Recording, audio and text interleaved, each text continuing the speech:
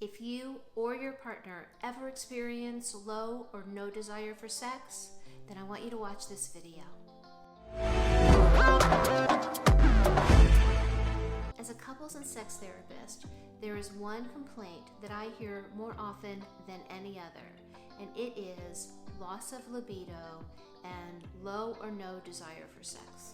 Sometimes it's the partner who is upset because their partner doesn't have any desire for sex, and then the couple has what's called desire discrepancy. I always like to say that every couple has desire discrepancy. There's one person in the couple that wants to have sex more often than the other, and one person that wants to have sex less often than the other. That happens in every relationship, at least over time.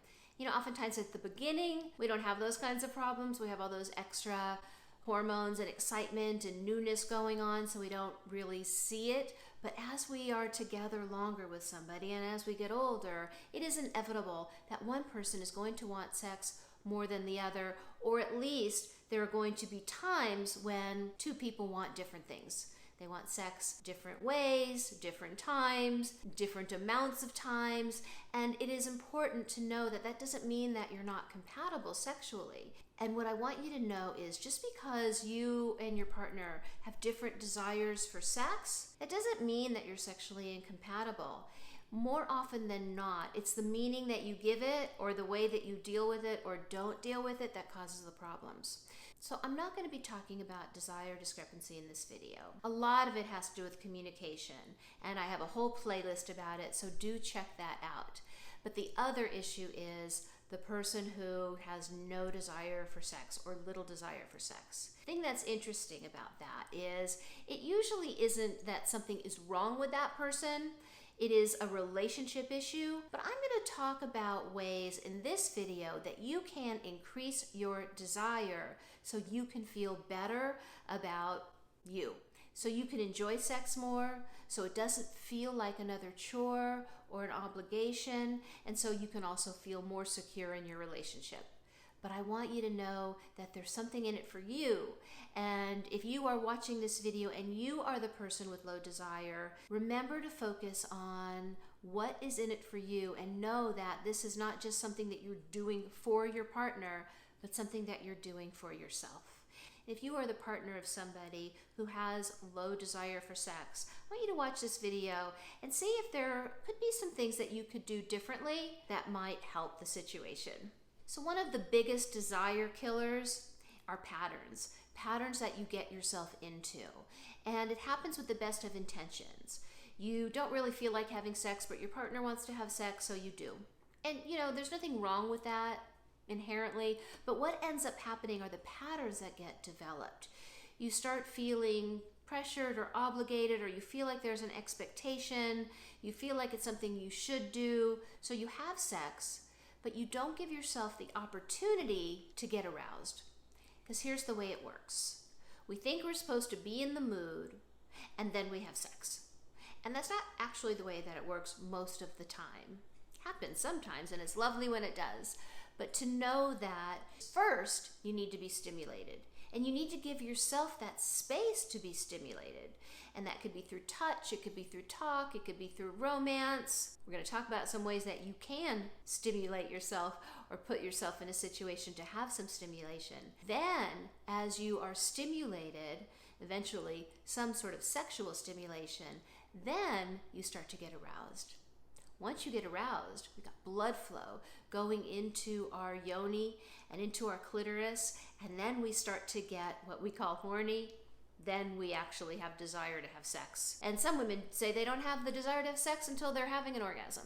So to understand that pattern is so important, because when you don't and you feel like you should be in the mood, so you either don't have sex at all or you have sex without ideal circumstances, then it's going to be problematic, and those patterns get created where sex becomes less enjoyable and less frequent. And when it becomes less frequent, it's less desirable. And when it's less desirable, it becomes something that you avoid. And here's where the problem lies. So one is just changing those patterns, giving yourself that space and time to be stimulated, which is why I love calendar sex or scheduling sex, and I do have a video about that as well. It gives you that space and time to not have to worry about when or how, and to prepare yourself to get yourself in that sexual state, in that sexual space. Now, how do you do that? So one of the most important things is to get out of your head and into your body.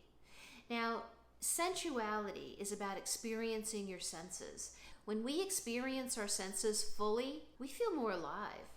If we are smelling certain smells, seeing certain things, feeling certain things, I have somebody who needs a little attention here, those kinds of things, tasting certain things even, smell, taste, sound, touch, all of those things really do put us in more of an enhanced state to be able to receive pleasure. And it can put us in the mood to receive pleasure. And it is pleasure all by itself. So pleasure really does equate to our senses more often than not. So when we're not thinking or trying or doing, but experiencing, surrendering, and just enjoying, whatever it might be. It could be a shower, it could be a bath, it could be a walk, it could be a touch. I mean, it could be a sip of wine, it could be lighting a scented candle, it could be music, it could be having a wonderful conversation with your partner. These are the kinds of things when we can put ourselves in a state of receiving and experiencing rather than thinking. We are giving ourselves that space to receive and to be stimulated. Then we increase that stimulation. It could be with a massage. It could be with self-pleasure. It could be reading an erotic novel or even watching a little erotica. It could also be fantasizing.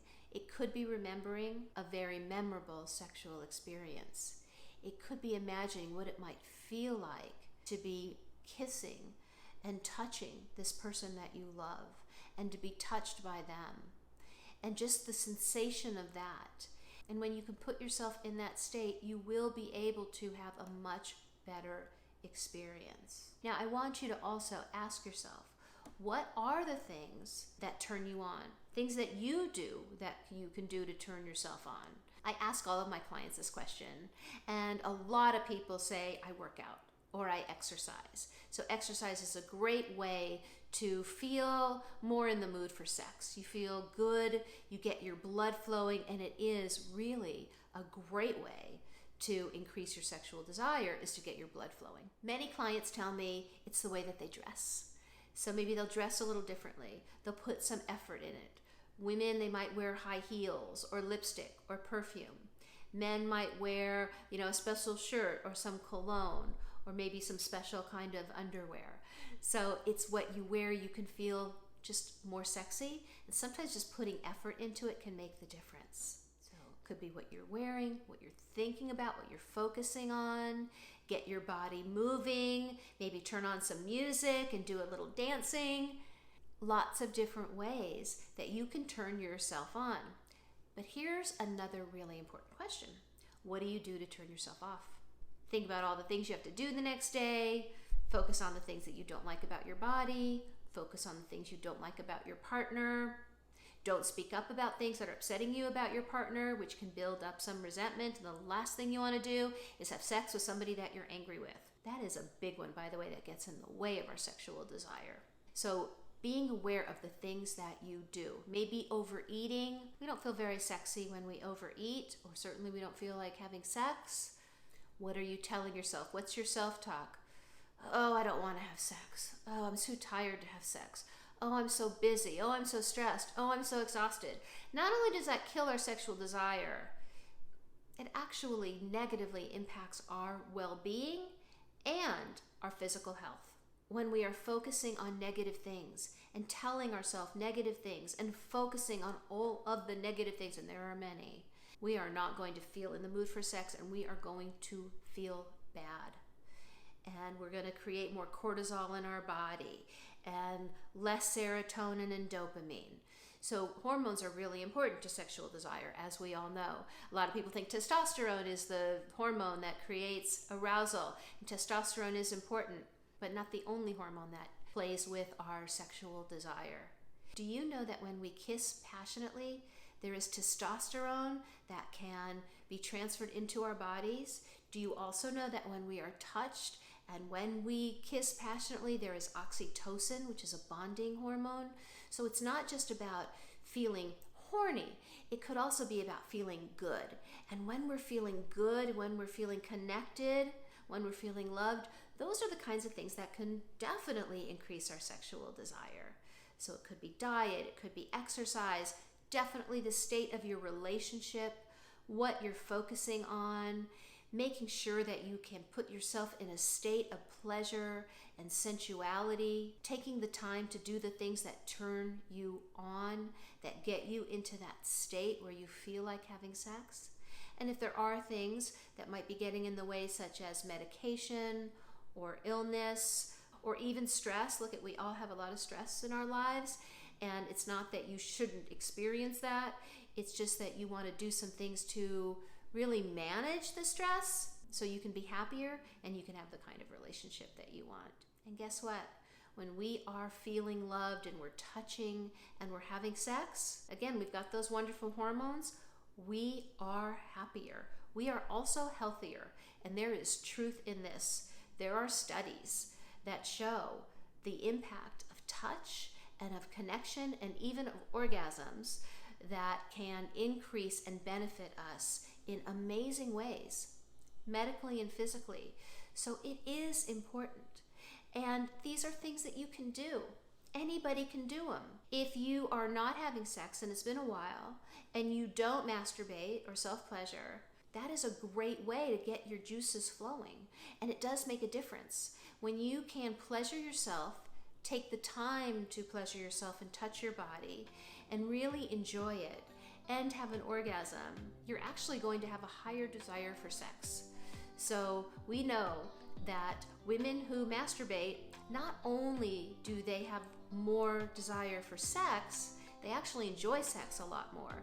They know their bodies, they feel comfortable with their bodies, they can let their partners know how they like to be touched and where they like to be touched.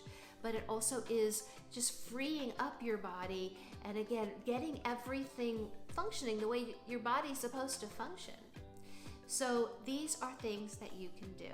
And having a conversation with your partner to talk about some ways that you can spice things up, make sex more enjoyable, more exciting, more fun, that's a good move to make as well. Now, if you are enjoying these videos or finding them useful, please hit that subscribe button right now, like this video because it does mean so much to me, and write some comments. Tell me your thoughts. Tell me what your experience has been. If you have any questions or any comments, please leave your comments below. I would love to hear from you. I will answer every comment, every question, and I really want to be able to help, and I would love to hear from you. And I do appreciate you watching the channel and watching this video. I do hope it's helpful, and I will talk to you soon. Bye.